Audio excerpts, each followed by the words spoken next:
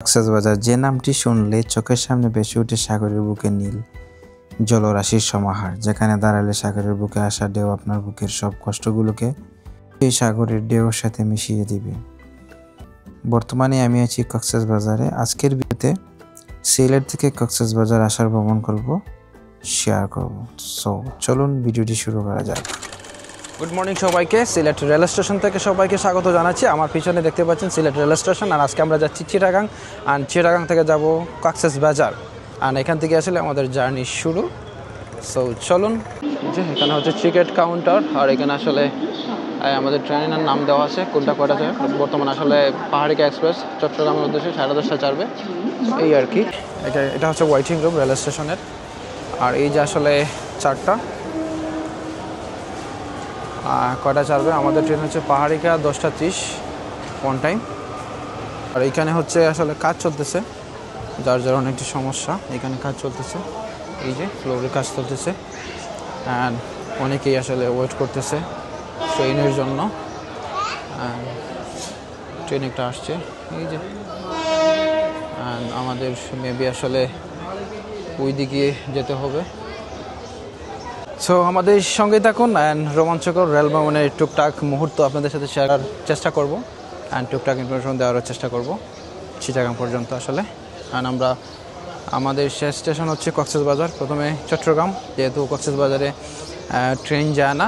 So Chittagong পর্যন্ত আসলে আমরা ট্রেনে যাব, তারপর আসলে বাসে করে কক্সবাজার যাবো আর কি। সো সাথেই থাকবেন, অ্যান্ড আমাদের রেল জার্নি উপভোগ করবেন আশা করি। আমরা আসলে এখন অপেক্ষায় আছে আসলে কখন ট্রেন আসবে, আমরা উঠবো। ট্রেন কিন্তু ওইদিকে এখন আসে, ট্রেন ছাড়ার টাইম কিন্তু 10:30, অলরেডি 10:30 হয়ে গেছে, কিন্তু এখনও ট্রেন আসলে এখনও তার লাইনই আসে নাই। সো কখন উঠবো, কখন যাব। সো আজকে মনে হয় সম্ভবত ট্রেন লেট করবে। সো আসলে খুবই বিরক্তিকর একটা বিষয়। সো কিছু করার নাই। ফাইনালি 1 ঘন্টা অপেক্ষা করার পর ট্রেনে উঠলাম পাহাড়িকা এক্সপ্রেসে। এটা আদনান, আর আমরা আসলে স্নিগ্ধা সিট নিচ্ছি, যেটা আসলে এসি সিট স্নিগ্ধা। এটার ভাড়া পড়ছে আসলে পার পারসন 877 টাকা, যেটা আসলে অনলাইন থেকে নিলে বেড সহ। আর কন্ডিশন খুবই ভালো আসলে, এসি তো। এই যে আসলে আমি একটু দেখিয়ে দিই, এই যে সিটগুলো, আর এই হচ্ছে। আমরা এখন বসে পড়লাম আসলে, কিছুক্ষণের মধ্যে আসলে ছেড়ে দিব আর কি। সো আমাদের সিলেট রেল স্টেশন থেকে ট্রেন যাত্রা শুরু করলো। সিলেট থেকে কক্সবাজার রুট আসলে এই প্রথম জার্নি আমার আসলে ট্রেনে। আমি এই নিয়ে তৃতীয়বার ট্রেন জার্নি করতেছি। দুবার করছিলাম ঢাকা থেকে সিলেট গেছিলাম, ঢাকা থেকে সিলেট আসছিলাম, তারপর আবারও কিন্তু ঢাকা থেকে আসছিলাম, বাসে গিয়ে আসলাম। আর এইটা আসলে আমার তৃতীয়বার রেল ভ্রমণ। আর এই রোডটা তো টোটালি আমার জন্য আসলে নতুন। খুব সুন্দর রাস্তা আসলে, পাশাপাশি দুইটা রাস্তা। এটা সম্ভবত বাটেরা রাস্তা, এখানে আসলে এটা দেখলে বোঝা যাবে।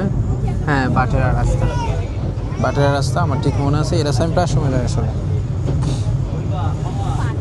সো এই আসলে এই রুটে গেলে আসলে এই খুব সুন্দর রাস্তার পাশাপাশি সৌন্দর্য উপভোগ করতে পারবো।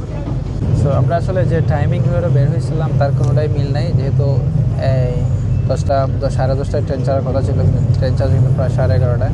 সো হ্যাঁ, একবার এখন তো প্রায় 1 ঘন্টা লেট। তো সেক্ষেত্রে আমরা 1 ঘন্টা পরে চিটাগাং পৌঁছাবো।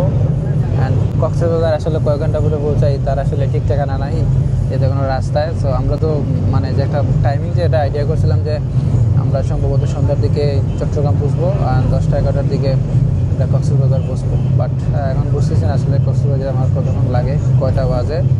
অনেক লেট হবে, 12টা তো হয়েই যাবে। সো জানি না চলো কপালে কী আছে।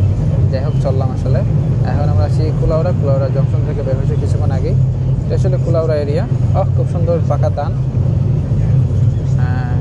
কাটতেছে আসলে, এদিকে বুঝতে পারবেন। এখানে আমরা আসলে চা খাবো, দামটা একটু বেশি পড়বে, 30 টাকা করে। Coffee 2 cup. হ্যাঁ, 2টা। তো এই হচ্ছে সুবিধা, এই হচ্ছে আসলে ট্রেনের সুবিধা। চা বলেন, কফি বলেন, চানাচুর, বাদাম, এগুলো আসলে পাওয়া যায়, হাঁটাচলা করা যায়। সো আমরা তাই করছি এখন। বড় তুমি খুশি নি আমাকে। তো এখানে আছে চিড়া ভাজা আর নারকেল, ট্রেনে পাইলাম, বেশ মজা আসলে। আগে যখন লঞ্চে যাইতাম রানীগঞ্জ টু মার্কুলি, মার্কুলি টু রানীগঞ্জ, তখন আসলে খাইতাম। মিনিমাম 10 থেকে 12 বছর আগের কথা বলতেছি। এখন সাধারণত ওইদিকে যাওয়া হয় না। এখন আসলে ওই নদীতে এখন কুচিরা নদী, এখনও লঞ্চই নাই, আসলে লঞ্চই বন্ধ হয়ে গেছে। সো এটা দেখে আর লোভ সামলাইতে পারলাম না, আমরা ট্রাই করতেছি। বেস্ট, অনেক মজা লাগতেছে।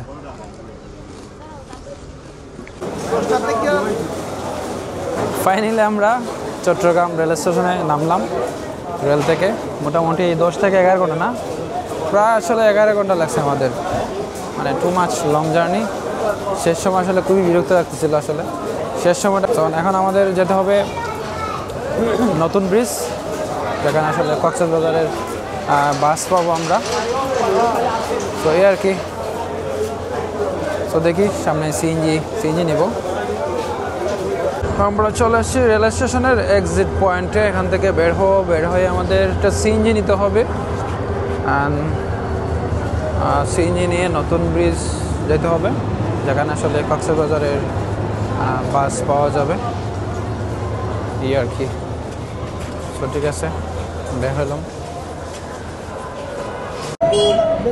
আমরা রেল স্টেশন থেকে রিক্সা নিলাম। সিএনজি গেলে আসলে 120 টাকা নেয়, 120 টাকা। আর রিক্সা নিলাম আসলে 60 টাকা দিয়ে, ওনাকে 60 টাকা দিব আমরা।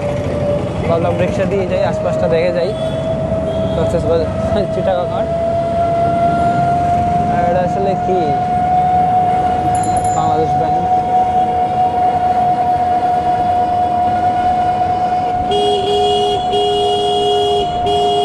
এটা হচ্ছে শহীদ সোহরাওয়ার্দী রোড। আর আমরা এখন নতুন ব্রিজের দিকে যাচ্ছি। আদনান এখন খুব বেশি টায়ার্ড, মানে খাওয়ানি লাগবো, না খাইলেই তো নাই। ওকে, চলে আসলাম রুমে। এই যে আদনান খুব টায়ার্ড আসলে। কি অবস্থা ব্রো? হ্যাঁ, আমরা প্রায় আসলে 10টার সময় আসার কথা হলো, রাত এখন 2টা বাজে গেছে। যেহেতু ট্রেন আমাদের অনেক লেট করছিল, যার কারণে খুব বেশি টায়ার্ড আসলে। আর আমি যেখানে আসলে মানে ট্রেন থেকে নেমে যে নতুন ব্রিজ আসার কথা, সো রিক্সাতে উঠছিলাম, সেইটাই আসলে ভিডিও করছি। পরের দাম কোনো ভিডিও করে নাই। সো নতুন ব্রিজ আসার পরে এই সিচুয়েশন আসে নাই। তবে নতুন ব্রিজ আসার পরে বাসে উঠে আসলে এখানে আসছি। 300 টাকা ভাড়া নিয়েছি এসি বাসে। এটা আসলে দাম দর করে চলে আসছিলাম। সো এখন চলে আসলাম কক্সবাজারে। আর আমরা উঠছি আসলে এটা উর্মি গেস্ট হাউসে। এই যে আমাদের রুমটা আসলে উর্মি গেস্ট হাউস। এই আর কি, ডাবল বেড, ইচ্ছে ব্যবস্থা। এটা ওয়ার্ডরোব আছে। আর এই যে ওয়াশরুমটা 2000 টাকা আসলে, আগে ফোন দিয়ে বুক দিয়ে রাখছিলাম আর কি। সো এই ছিল। ঠিক আছে, আজকের ব্লগটা সিলেট থেকে চিটাগাং টু কক্সবাজার ব্লগটা এখানেই শেষ করছি। অ্যান্ড দেখা হবে কালকে সকালে নতুন ব্লগ নিয়ে। ভালো থাকবেন সবাই, সুস্থ থাকবেন।